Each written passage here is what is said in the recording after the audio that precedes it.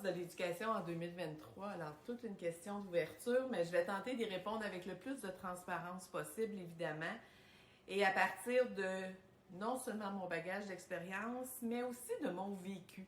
Vraiment, en tant que petite fille, à l'école primaire, je vais remonter aussi loin que ça. Pourquoi? Parce que au fil des ans, évidemment, j'ai tenté de comprendre tellement de choses, tellement de changements dans notre éducation, puis ça me ramène toujours à mon enfance. Pourquoi? Parce que, bon, je vous parle de mon primaire, là, c'est 45 ans et plus là, de passé, là. Et ce que je demande toujours aux gens que je côtoie qui travaillent dans le domaine de l'éducation, c'est « Mais mon Dieu Seigneur, qu'est-ce qui s'est passé entre mon enfance et aujourd'hui? » Et je vous explique pourquoi. Je me rappelle, il y a, comme je vous dis, 45 ans et plus, il y avait un garçon dans ma classe, que je ne nommerai pas évidemment, mais ce garçon-là était un garçon qui se désorganisait solide pendant les heures de cours. C'était le garçon qui était toujours assis, exclu là, dans la classe. Il y avait son pupitre dans un coin de classe. Puis, oups, un matin, on arrivait, puis ce qu'on savait, c'est que son bureau était rendu en arrière de la classe parce qu'en avant, ça fonctionnait pas. On le mettait d'un sens, de l'autre sens. Bref, ce garçon-là, ça fonctionnait pas. Et je me rappelle de lui, pourquoi? Parce qu'il était l'exception dans la classe. Et évidemment,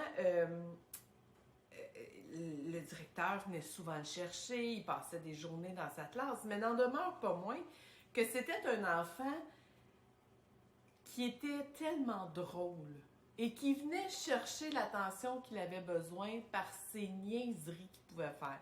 Par moi, je me rappelle, j'étais la petite fille très, très gênée, très discrète, assise à ma place, à jamais dire un mot, peur de déranger.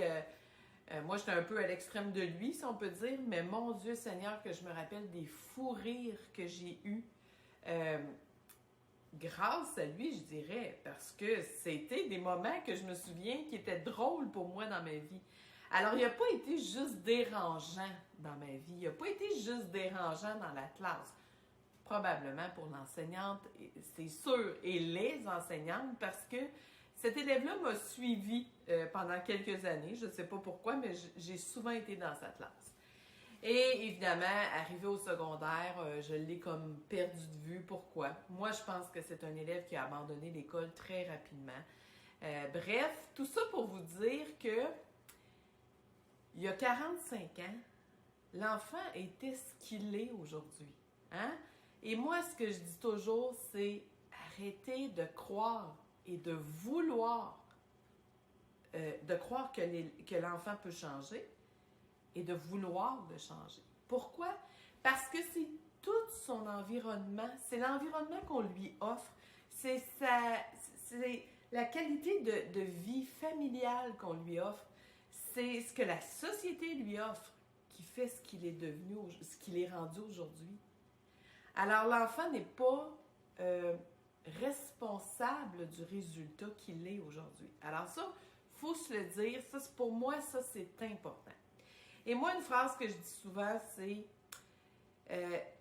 le problème, c'est pas les enfants qui ont des difficultés ou des besoins particuliers aujourd'hui. Le problème, c'est l'adulte qui n'arrive pas à trouver des solutions. Et encore pire, c'est l'adulte qui n'a pas conscience qu'il fait partie du problème. Et oui, on fait partie du problème. Les adultes, la société font partie du problème de l'enfant d'aujourd'hui. Alors, c'est sûr que le travail, moi, je pense là, que c'est de tourner autour du pot que de travailler juste sur l'enfant lui-même. Il faut travailler sur les adultes qui l'entourent et à commencer par la parentalité. Ça, on ne peut pas aller à l'encontre de ça. Alors, qu'est-ce que je pense de l'éducation en 2023? Mais moi, je pense que tant et aussi longtemps que les adultes ne se mobiliseront pas, tant et aussi longtemps que les instances qui font partie des décisions au niveau de l'éducation ne se mobiliseront pas et n'accepteront pas et ne mettront pas les moyens en place pour intervenir là où il y a le bobo, je pense qu'on s'en va vers quelque chose de catastrophique. Moi, il y a 20 ans, j'étais à ce moment-là éducatrice en service de garde scolaire. Ça faisait pas tellement d'années que j'étais sortie de la petite enfance, mais j'ai toujours gardé une relation très, très serrée avec le monde de la petite enfance. J'ai plein de gens autour de moi qui travaillent en petite enfance. J'ai fait du coaching auprès d'éducatrices qui sont en petite enfance. Bref, je connais la réalité. Il y a 20 ans, en petite enfance, ça allait relativement bien encore. Hein? On avait la même structure au niveau de la vision et tout ça. Au niveau de la parentalité, ça allait quand même bien. Et à cette époque, il y a 20 ans, où on appelait les fameux enfants rois, hein? Vous savez, moi j'ai toujours dit, il n'y a pas d'enfants rois, il n'y a que des parents valets. Mais bref, c'est l'époque où il y a eu un bond là, exponentiel au niveau de, l'enfant, c'est l'enfant roi qui veut tout. Et là est arrivé des nouvelles mesures, une nouvelle réforme de l'éducation où l'enfant apprenait à travailler par projet, les enfants commençaient à travailler en équipe, on parlait un peu plus de démocratie éducative et je me rappelle la journée où notre direction d'école nous a annoncé cette nouvelle vision éducative-là. Et évidemment, le service de garde devait suivre, devait faire partie de ce nouveau programme éducatif-là. Et moi, je me rappelle avoir dit « Oh boy!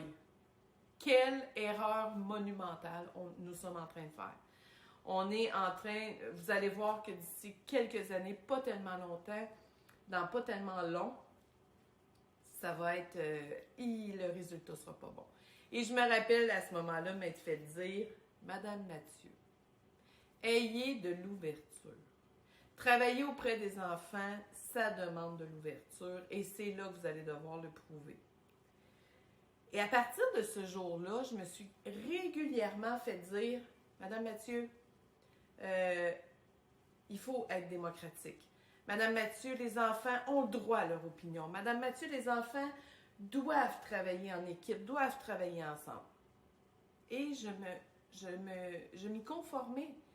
Je me disais, bon, probablement qu'il y a des gens qui ont fait l'analyse de tout ça, des gens qui en sont venus à des hypothèses, qui ont mis ça comme action et tout ça. Alors, je m'y suis conformée. Mais je restais toujours avec ma petite voix en arrière qui me disait, il y a quelque chose qui ne marchera pas. Et je constate aujourd'hui, en 2023, que effectivement, il y a quelque chose qui ne fonctionne pas. Alors voilà, moi, ce que je pense de l'éducation en 2023, c'est que on est complètement dans une voie qui va nous mener à quelque chose de catastrophique si on ne change pas maintenant. Et je vous dirais que plus on attend, évidemment, plus il y a du travail à faire. Les enfants, ils ont besoin de nous. Ils ont besoin de nous. Moi, je pense là, que les enfants crient à l'aide présentement et malheureusement, on n'écoute pas. On n'écoute pas le message qu'ils sont en train de nous passer.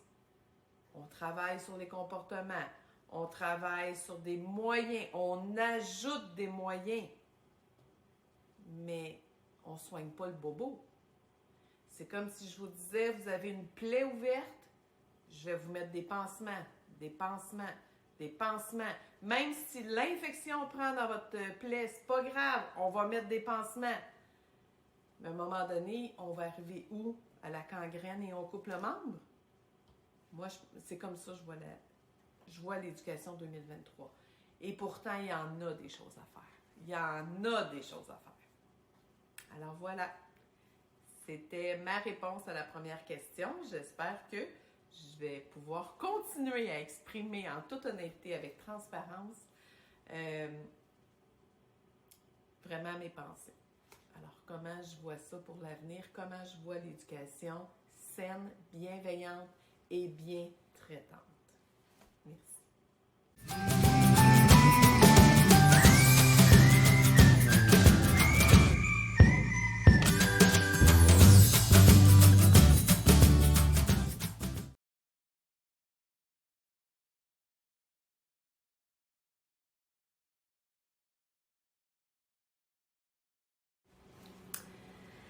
Est-ce que les parents ont un impact important sur l'éducation de nos enfants dans nos milieux? Alors, service de garde scolaire, petite enfance, milieu familial, peu importe où se retrouvent les enfants, est-ce que les parents ont une importance si capitale?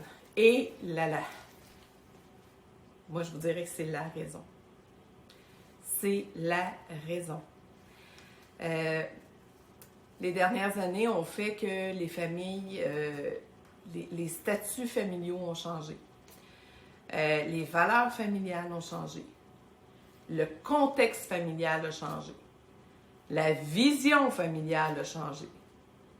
Alors, c'est sûr que je me rapporte encore à quelques années où les familles étaient plus nombreuses, où les familles se côtoyaient plus. Alors, même si on n'avait pas des familles immédiates là, de 7, 8, 9, 10 enfants, la famille rapprochée était quand même importante dans la vie.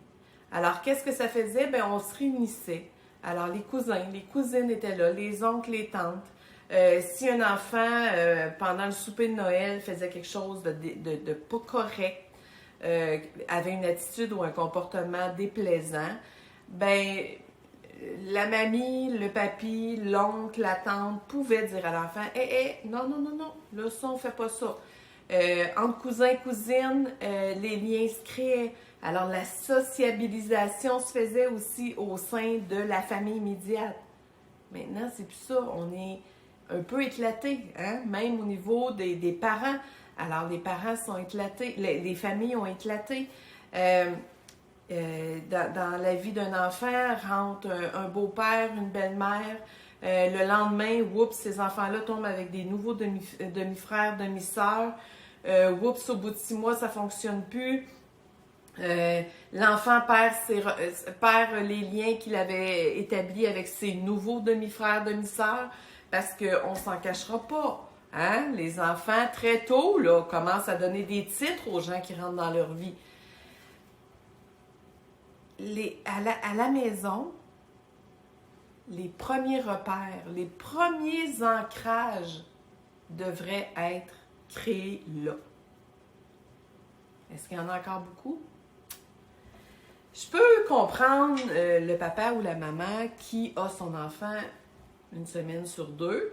Le changement de garde se fait le vendredi. Le jeudi soir, l'enfant fait une colère, fait une crise parce que, bon, bref, un refus, une émotion une émotion mal vécue. Bon, l'enfant fait une colère, le parent le gronde, le couche et tout ça. Le lendemain matin, ça va être le changement de garde. L'enfant va partir avec son petit sac à dos pour l'école, pour la garderie, avec ce que ça lui prend pour la semaine d'après. Et je peux comprendre le parent que ça lui tente peut-être pas de faire un retour sur la crise d'hier, ça lui tente peut-être pas de sévir, de mettre des conséquences à un comportement, au comportement. Pourquoi? Ben, il est sur le point de dire bye pour une semaine à son enfant.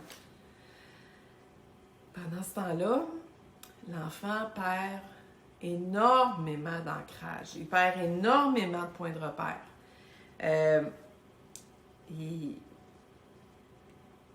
Au niveau de la sécurité, il va y avoir quelque chose qui ne se fera pas. L'enfant est conscient qu'il s'est passé quelque chose, est conscient qu'il a mal vécu une situation, mais il n'y a pas d'adulte pour le guider dans cette situation-là. C'est la même chose, on dit « Ah, les papas s'impliquent beaucoup maintenant au niveau des enfants. » Et oui, bravo! Hein? C'est tout en l'honneur des papas. C'est juste au niveau de la vision qu'il faut travailler un petit peu encore.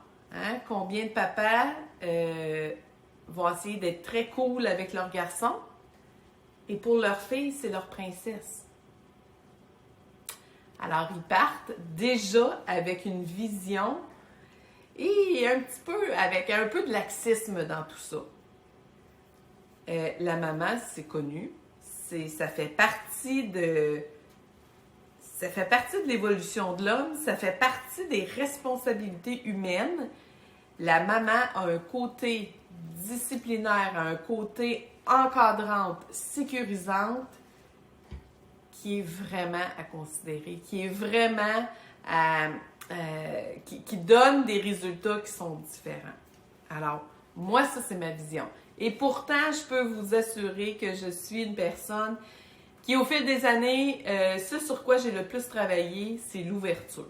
Je vous le dis, moi, là, que ce soit une famille de 2 mamans, de 2 papas, de peu importe, moi, pour moi, là, un être humain, c'est un être humain. Je n'ai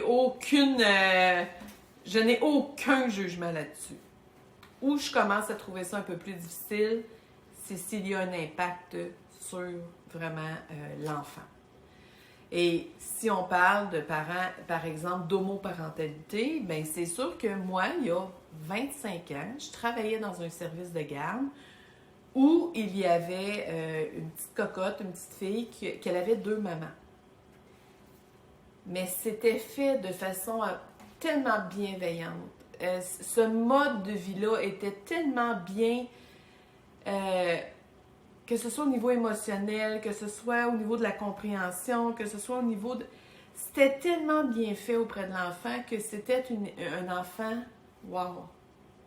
Mais probablement que cet enfant-là avait la personnalité aussi pour vivre cette situation-là.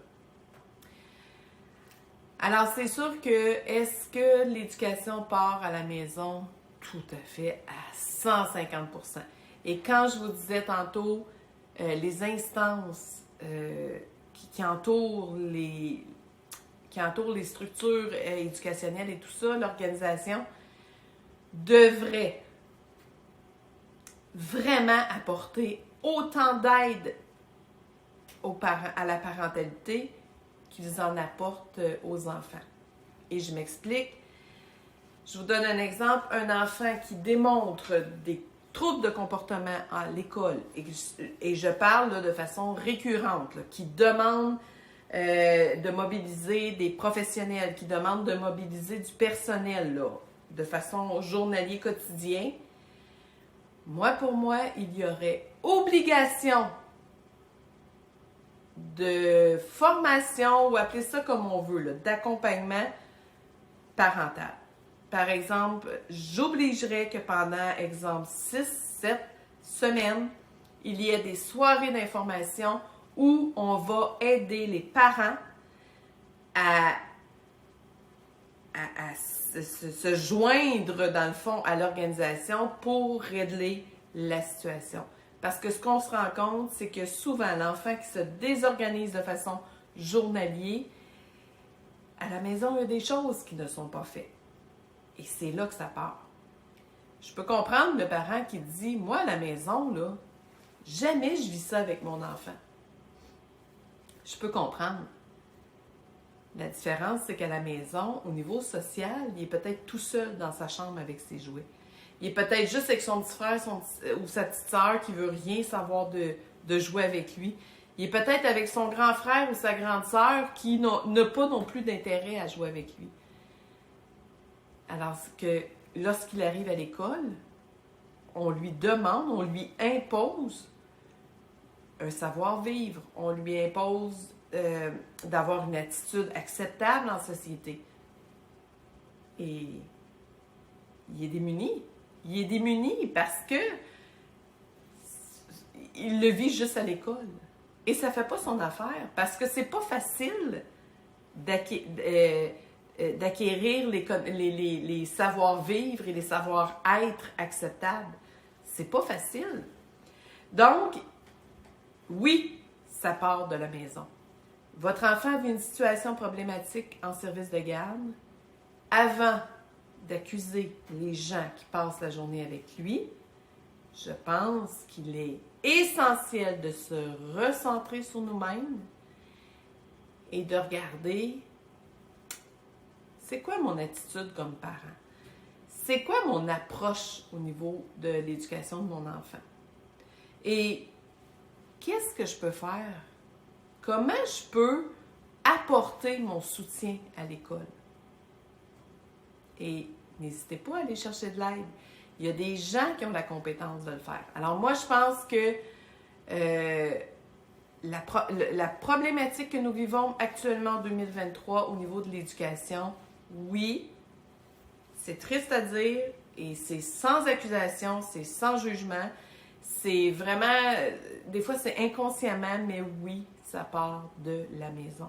Faut arrêter de croire que c'est le système de l'éducation qui est mal, qui est pas bien au niveau de...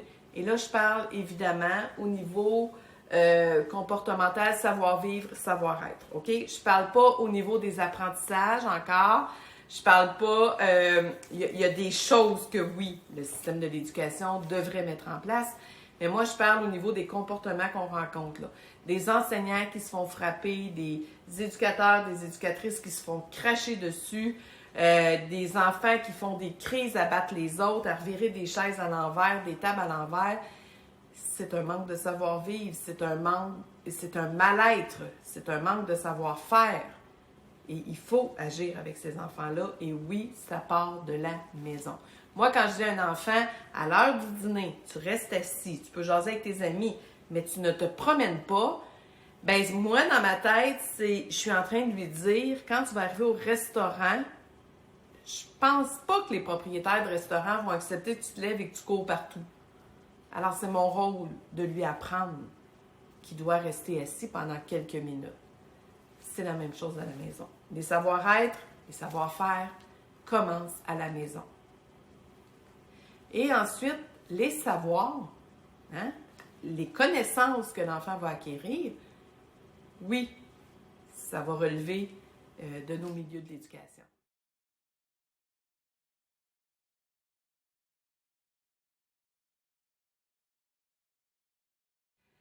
Dans nos milieux éducationnels, pouvons-nous faire quelque chose? Eh bien, oui, tellement, tellement, tellement. Alors, il n'y a pas seulement les parents là, qui doivent se mobiliser avec tous les instances de l'éducation, mais oui, je pense qu'on peut faire des choses. Vous savez, en 2023, s'il y a une autre chose qu'on devrait vraiment revoir, et plus que jamais, je pense que c'est l'inclusion dans nos milieux.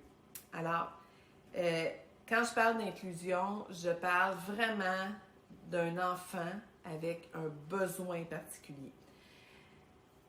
Moi, j'ai de la difficulté un petit peu à comprendre. C'est beau, là, de dire on va mettre une petite brebis ici et là, là. Alors, on va inclure un enfant qui a telle difficulté dans une classe, on va inclure un enfant qui a vraiment une pathologie quelconque dans une autre classe et tout ça. Jusque-là, c'est correct, en autant que l'enfant lui-même vit son inclusion de façon, de façon humaine. Et je vous explique. Dans nos services de garde scolaire, on accueille des points de chute. Alors, ce sont des enfants qui, parce que leur école de quartier n'offre pas un service adapté pour eux, vont aller dans une école où il y a le service, mais le parent peut choisir de ramener l'enfant à son école de quartier parce qu'il est plus proche pour, après le travail, venir chercher l'enfant et tout ça. Imaginez un enfant qui a, par exemple, une trisomie, un enfant qui a un problème au niveau psychopathologique, un enfant qui est dans une classe d'adaptation pour troubles de comportement et tout ça. Imaginez cet enfant-là qui voyage en berline, OK? On lui fournit un transport. Cet enfant-là quitte très tôt le matin pour s'en aller à son école de scolarisation. À la fin de la journée, la berline va le rechercher pour le ramener à son école, son service de garde de quartier. Il arrive dans un milieu où, bon, oui, au fil du temps, il va se faire des amis, parce que s'il vient tous les jours, évidemment, mais où les classes ne sont pas adaptées pour lui, où il y aura une éducatrice qui probablement aura 20 enfants dans son groupe, y compris lui. Alors, l'accompagnement individuel est quasi impossible. Où il y aura l'insécurité du déplacement. Bref, toutes les raisons qu'on connaît.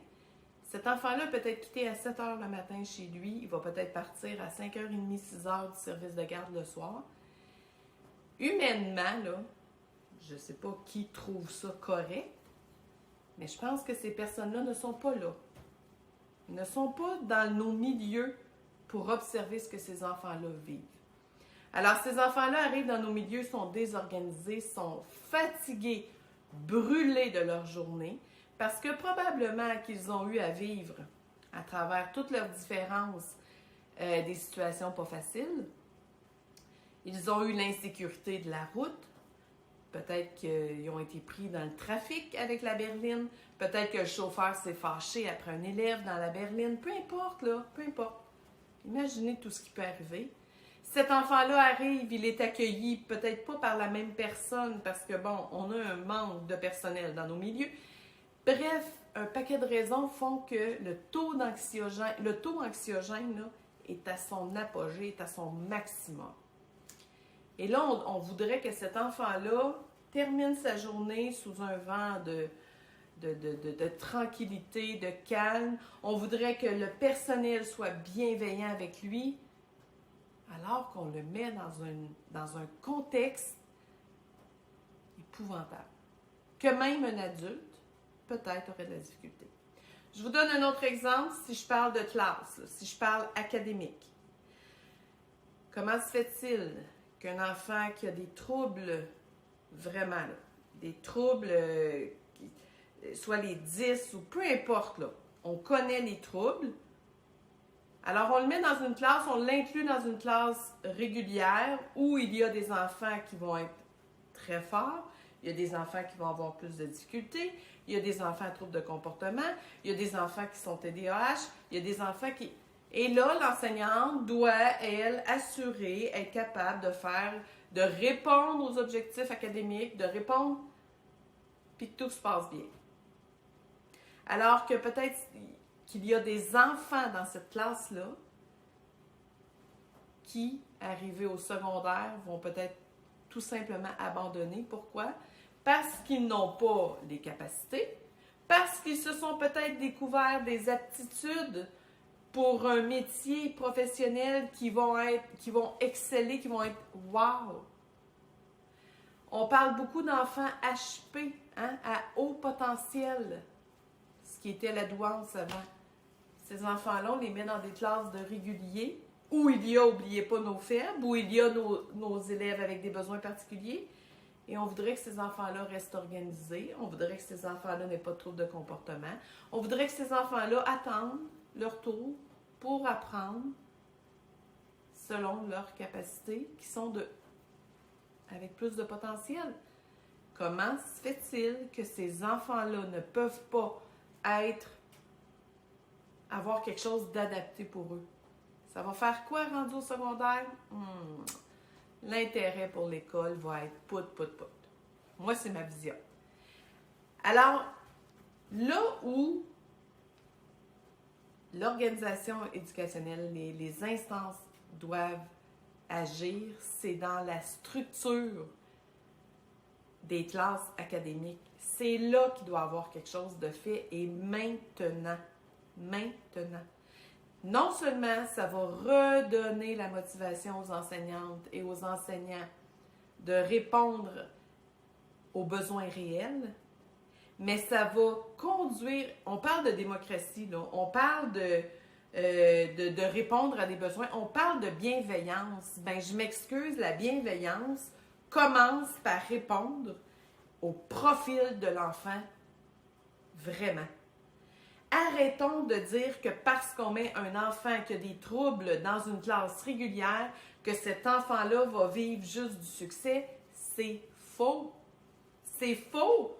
Non seulement il ne se sent pas à sa place, il ne se sent pas à la hauteur des autres. La confiance en lui est en jeu, l'estime de lui-même. Bon, ce que j'ai entendu dernièrement et qui je suis 100% d'accord avec cette personne-là, sans le nommer, ce qu'il dit pour la confiance en soi et l'estime de soi, c'est attendons pas d'en avoir pour vivre des succès. Il faut vivre des succès pour en avoir. C'est ça, la confiance en soi.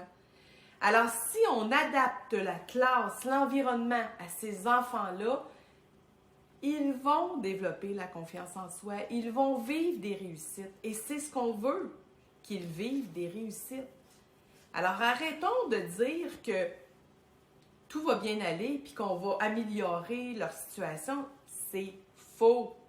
J'ai hâte qu'il y ait des gens qui prennent des décisions, qui viennent s'asseoir dans nos classes. Pas une journée, pas une semaine. Venez passer 2 mois. Passez 2 mois dans nos écoles. Vous allez voir que quand des enfants s'écrient, dernièrement, c'est épouvantable. J'ai entendu un adolescent dans une école secondaire qui a voulu se suicider en sautant de la mezzanine du 2e. Tête première. Il sera probablement paralysé toute sa vie. Non, il ne s'est pas enlevé la vie. Ça n'a pas fonctionné, son plan. Mais il va être hypothéqué le restant de ses jours. Alors, qu'attendons-nous pour répondre à ces élèves-là? J'irais même jusqu'à dire, on va faire des écoles pour les enfants à besoins particuliers. Tu es un HP, tu vas être dans une classe de HP où l'enseignante va te faire vivre des choses extraordinaires qui vont te faire avancer. Tu vas peut-être devenir un astronaute, je ne sais pas, mais on va avoir répondu à tes besoins. Tu es un enfant qui a une dyslexie, dysphasie. Tu vas être dans une classe où tout le matériel technologique va être adapté pour toi. Tu vas avancer toi aussi. Et non seulement les classes vont être adaptées pour le besoin, mais des équipes multidisciplinaires doivent être là sur place constamment. Comment voulez-vous qu'une psychoéducatrice, qu'une psychologue puisse accompagner, soutenir un enfant, la famille, si elle ne voit l'enfant qu'une demi-journée semaine, à l'occasion, et si on a une chance qu'elle soit là pendant qu'il y a une crise qui éclate, tant mieux, sinon ça va passer à la prochaine crise, la prochaine fois qu'elle sera là. C'est pas normal, c'est pas normal. Alors centralisons les ressources, les services. Je pense qu'on en est rendu là maintenant. Alors ça, c'est mon humble vision, mais je pense que c'est ce qu'il faut faire. Si vous avez des soins de santé à avoir, que vous allez à l'hôpital pour des troubles cardiaques, est-ce qu'on va aller vous mettre à la pouponnière ou en pédiatrie? Il y a des chances qu'on vous envoie à l'unité des maladies cardiovasculaires. Hein? Pourquoi? Parce que le personnel qui est là est formé pour ce que vous avez. Le matériel qui est là est adapté aux besoins. Parce que tout est à proximité. Et on répond vraiment à vos besoins. Alors, vous voyez, en éducation, c'est la même chose. Répondons aux besoins réels et apportons le soutien réel. Arrêtons d'inclure dans des groupes des élèves qui ont assurément de belles aptitudes, assurément des forces, ça c'est sûr, mais qui en même temps, au niveau des apprentissages, le résultat va être quoi? C'est que plusieurs enfants vont être tirés vers le bas, parce qu'ils ne peuvent pas accroître leur capacité académique parce que les enseignants, le personnel se concentrent sur les enfants qui n'arrivent pas à répondre aux objectifs et qui ne le feront peut-être jamais. Maintenant, je sais qu'il y en a peut-être qui doivent se dire, es-tu... Voyons donc, ça paraît qu'elle n'a peut-être pas d'enfant avec des besoins particuliers, elle n'a peut-être pas... Je peux comprendre. C'est légitime que vous puissiez penser ça. Moi, ce que je vous dis, c'est que c'est pas nécessaire d'être coulé dans le ciment, là. Hein? Un enfant qui rentrerait dans une école adaptée à ses besoins, où il y a une équipe multidisciplinaire qui peut s'occuper de lui, ça se pourrait-tu qu'à force de vivre des réussites, qu'à force d'être outillé, hein, le temps qu'il va être outillé pour arriver à reprendre le dessus, à reprendre le retard, ça se pourrait que dans son plan d'intervention, dans 1 an, dans 2 ans, on lui dise « Hey, tous les efforts que tu as faits et les résultats que ça donne, ben voilà, oui, tu peux t'en aller au régulier maintenant. » Alors oui, tu vas être en mesure de répondre aux objectifs demandés sans, pour autant, avoir la lourdeur de dire « L'enseignante doit s'occuper juste de toi et ignorer les autres élèves. » Parce que de répondre à un besoin, ben, souvent, c'est d'en éteindre un autre. OK? Alors, une autre citation que je dis souvent, c'est à trop se préoccuper de ce que l'enfant veut aujourd'hui, on oublie complètement ce qu'il sera demain. Et ça, là, il faut se le dire. Hein? Élever des enfants, éduquer un enfant, c'est justement l'élever pour qu'un jour, ce soit un membre de la société respecté, respectable et surtout qui soit en mesure de s'adapter à la société. Pas arriver dans une société adulte avec des frustrations, avec des carences de toutes sortes. C'est pas ça qu'on veut. C'est pas ça qu'on veut pour nos enfants. Alors voilà, pour moi, répondre à la question, est-ce que les instances de l'éducation, les gens qui travaillent autour de tout ça peuvent faire une différence? Oui. En adaptant les programmes, les milieux, la structure, le niveau de capacité des classes et tout ça, c'est clair. Moi, je suis certaine que si on poserait la question à une enseignante, qu'est-ce que tu souhaiterais? Avoir une classe de 20 avec une clientèle très, très fluide, là, tu sais, là, que de tous les genres, là. Autant TDAH, troubles de comportement, ou une classe de 30 avec des élèves de même niveau, hein? S'ils sont faibles, sont faibles. S'ils sont moyens, sont moyens. S'ils sont hauts, c'est élevé. Et je suis certaine que les enseignantes répondraient, je préférerais avoir une classe de 30 avec des élèves qui sont en mesure de suivre et qui sont à la même place. Je suis certaine qu'au niveau de l'énergie, ça serait moins difficile. Alors voilà, c'était mon opinion sur est-ce que au niveau de tous les grands penseurs de l'éducation, est-ce qu'on peut faire une différence? Alors voilà, oui, on peut en faire toute une.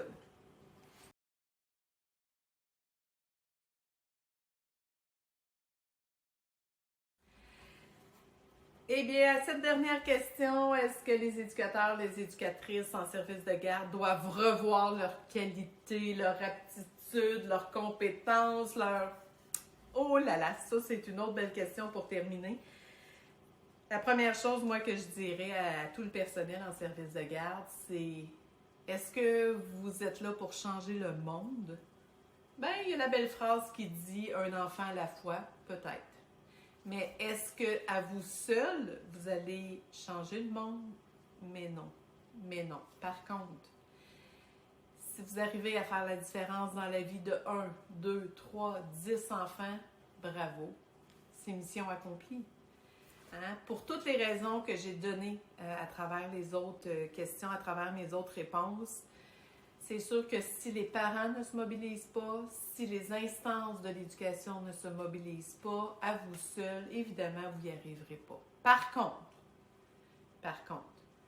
ne cessez jamais de croire en vous. Ne cessez jamais de croire en ce que vous pouvez apporter aux enfants.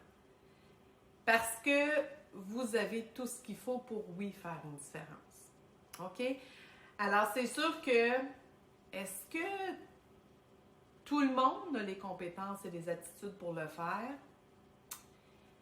En toute transparence encore, en toute honnêteté, je vous dirais qu'il faut faire attention. Il faut faire attention parce que les dernières années, hein, depuis la COVID surtout, la pénurie de personnel dans nos services de garde a augmenté de façon épouvantable.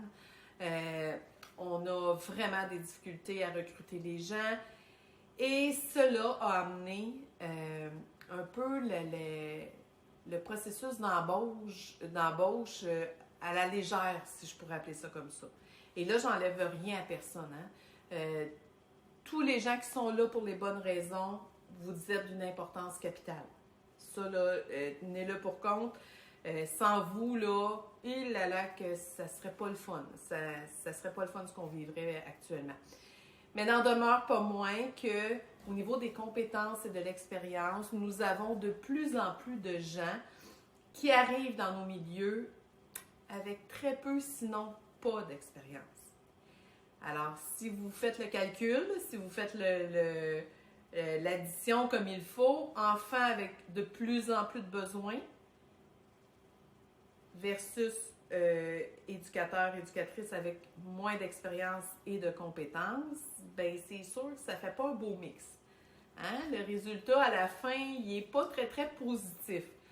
Alors, c'est pour ça que c'est important de non seulement aller chercher des formations, aller chercher des connaissances, n'hésitez pas à poser des questions, à vous faire accompagner. Et évidemment, hein, nos doyennes, nos gens d'expérience, accompagner les nouveaux et les nouvelles qui rentrent dans vos milieux, c'est important. Le travail individuel, là, c'est à proscrire là, actuellement en éducation. Il faut travailler en équipe, il faut travailler ensemble. C'est essentiel. Maintenant, moi, je pense qu'il faut rester dans nos valeurs collectives, dans nos valeurs sociales.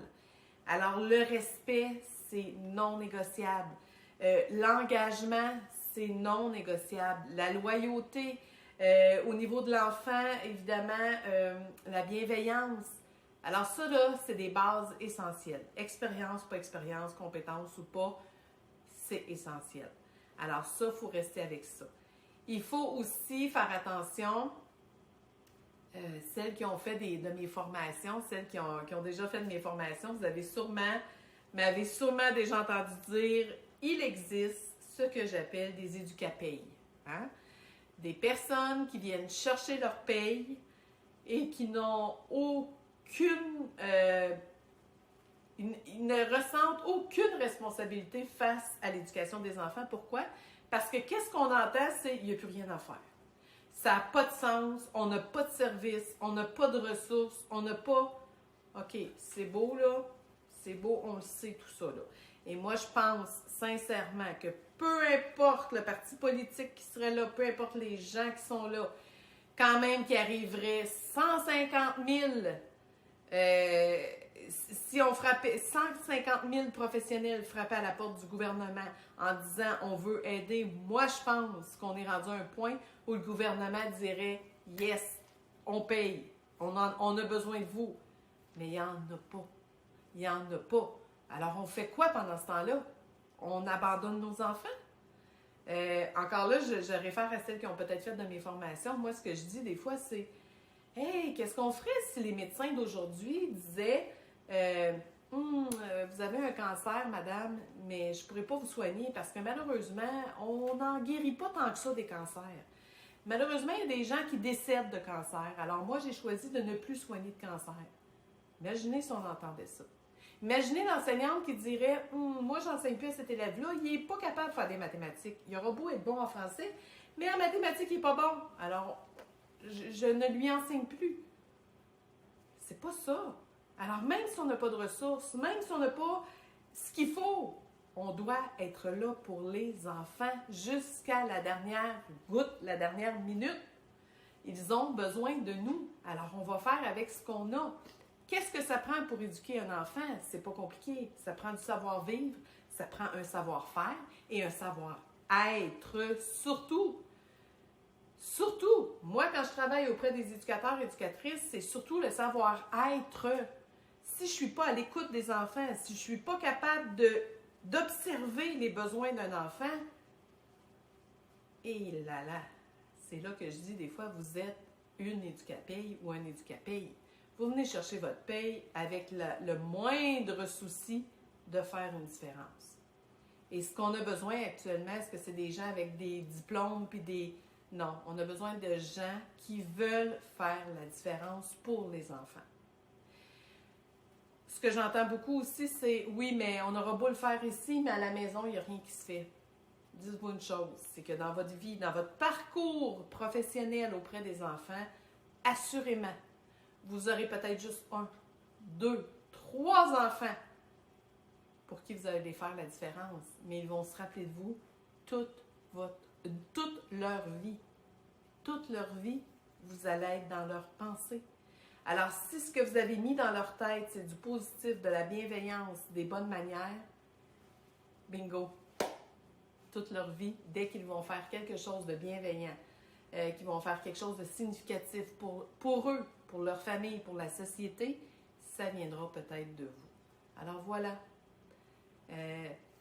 On a besoin de vous dans nos services de garde, on a besoin de vous, les enfants ont besoin de vous.